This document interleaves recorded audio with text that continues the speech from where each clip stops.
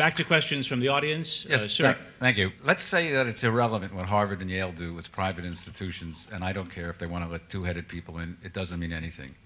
We're in New York City, the home of City University, a great publicly supported institution supported by all the taxpayers of New York City, the sons of cops and transit workers, teachers, retail people, garment salesmen, everybody. A publicly supported institution, so that when you have racial preferences, you are discriminating against taxpayers. You are discriminating not against George Bush, not against the legacy kids, not against that. Taxpayers either have a right to have equal opportunity for their tax money to be used for their own purposes, that is to get their kids in school, or taxpayers are to be denied that in favor of race and ethnic preferences. Justify your position, those of you who are against the motion, to the taxpayers of New York City when they want to send their kids to higher education. Tim Wise? Sure. City College used to have open admissions because it recognized that its purpose was to serve all the citizens of the city of New York. And it did that for a while. A lot of white folks who wouldn't have passed any test actually went to City College under the era of open admissions. And yet when all of a sudden people of color began to quote-unquote flood, being the metaphor we often use, that hallowed institution of higher learning, then all of a sudden we started talking about standards and criteria and remediation, and these people aren't really qualified. I think what taxpayers ought to expect is open access and ability to get into institutions they pay for, because to get rid of affirmative action at City College or any public institution is to say that people of color who pay taxes should not expect representation for the taxes that they pay. And the same is true in contracting, and the same is true in public employment. I think City College ought to have open admissions. It worked really well for a lot of white folks for decades, and I think it's a really good idea for students of color as well. And let me just add one point to the way that this conversation has done exactly what I suggested that it would. When this proposal is put on the table, it's talking about eliminating all affirmative action. It's not talking about eliminating just affirmative action that benefits African Americans. It's not talking about eliminating affirmative action in higher education. It's talking about eliminating affirmative action in contracting, in employment, in education that applies not just to African Americans, but white women and people of color as well. Let me point out what difference it makes to have this conversation focus on African Americans. Would any of this make sense if we were talking about white women? Would we actually say, well, you know, it turns out that the scores for white women actually overpredict their performance in law schools, because when they actually get to law schools, even though they're equally qualified, if you take these test scores as meaning qualification, they end up not scoring nearly as well as white men.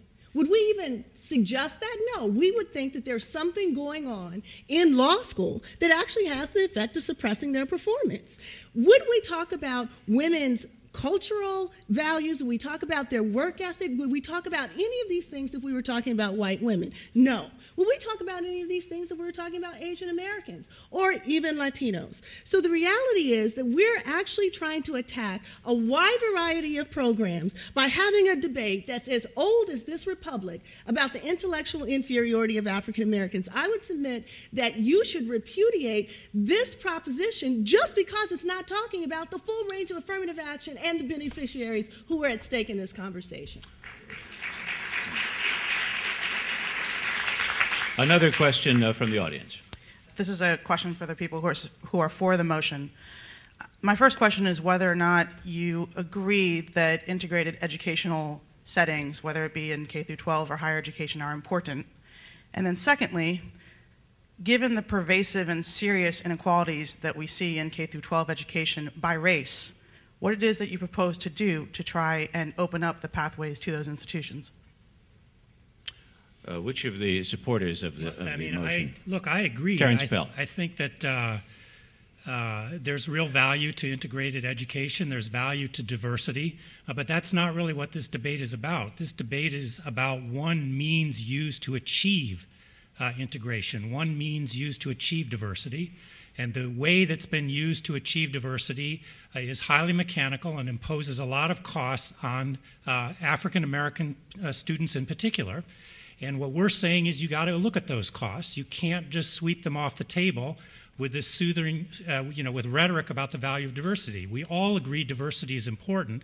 What we disagree about is the means used to achieve that diversity. But is it so important in your view that indeed if you came into a class, if you were teaching and saw that all but one student in the room, everyone else is white, would you say we should be doing something? Is it so important that we should go revisit other values we're pursuing here, given the results I'm seeing, or not quite that important? You go ahead. No, I was going to say, I'm glad you put that up because I'm not convinced that diversity is all that important. Diversity in terms of skin color.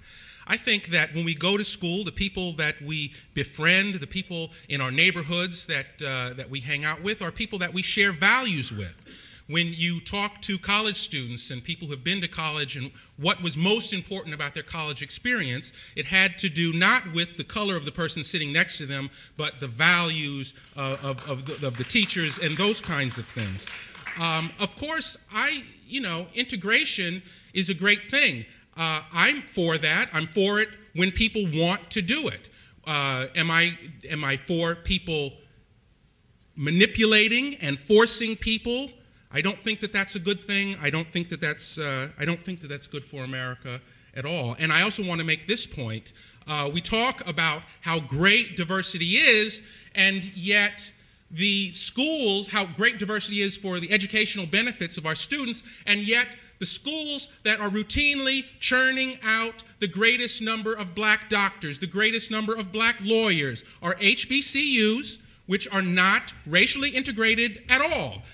Morehouse, Spelman, Howard, etc., 99% black.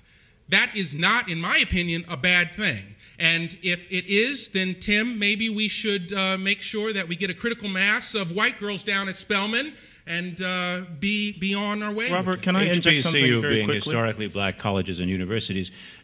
One very brief statement, and then if somebody wants to make a very brief statement from the other side, and then on to closing statements.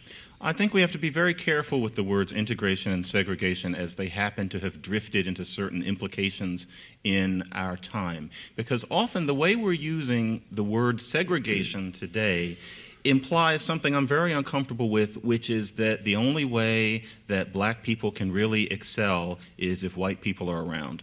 And I'm not comfortable with that. And so we talk about schools, and for me, a dominant image is, for example, KIPP academies where all the kids are black or brown and poor, and they're being taught very well by dedicated teachers, and there are new KIPP academies every year. And somehow, on the other hand, especially in academia, it seems that we're supposed to keep talking about increasing segregation as if segregation now is always the same thing as it was 40 years ago, when actually a whole lot of black kids, poor black kids in a room together can learn very well. That excites me. It is peculiar to me how unexciting that seems to be found by a lot of people. I agree to a brief statement. I agree to a brief statement. So thank you. That was it. That was it. And one rebuttal, if you want to make it, from the side opposing the resolution.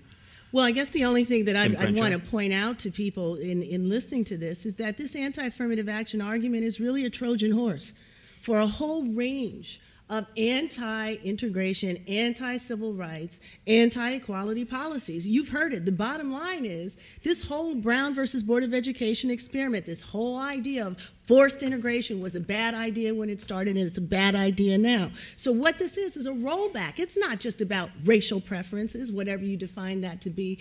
It's about what kind of society we really want to have. And this other side is happy to have societies, to have institutions that are racially separated, to have communities that do not interact with each other, and to have all white institutions, all black institutions, and all Asians. That's a rollback on the basic promise of the civil rights movement. Well, you'll all have closing arguments in which to address some of what you believe are the misconceptions you've heard about the other side.